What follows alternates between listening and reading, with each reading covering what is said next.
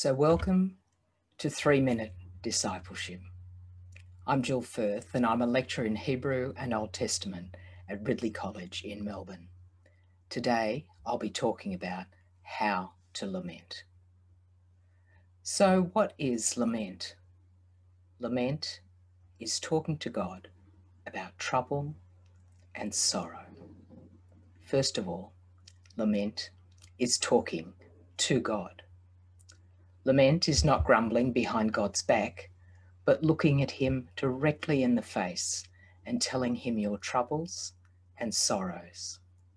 We see this in the well-known book of Job and also in the Psalms of Lament, where the first word or the first line is God's name, Yahweh, written in our Bibles as Lord, like in Psalm 3, or sometimes he's addressed as God, like in Psalm 4.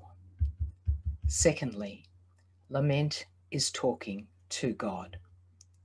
Actually, we don't need sentences to talk to God.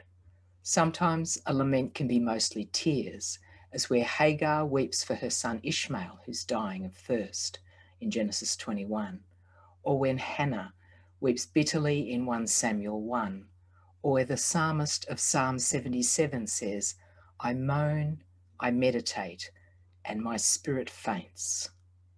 So lament is talking to God.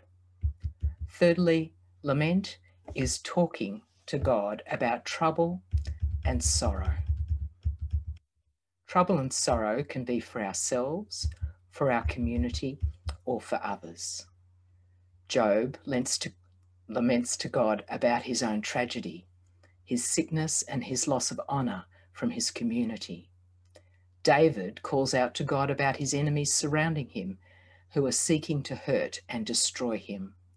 The Book of Lamentations and Psalm 44 give voice to communal tragedies of exile, destruction, and lives in chaos. Jeremiah grieves for his people. Oh, that I might weep day and night for the destruction of my people, he says in chapter 9. And many interpreters see God also weeping over his people in these texts. Jesus weeps over Jerusalem in Luke 13, and on the cross quotes Psalm 22, my God, why have you forsaken me? Romans 8:22 tells us that the whole creation is groaning, and that we ourselves groan, and the Holy Spirit intercedes with sighs too deep for words.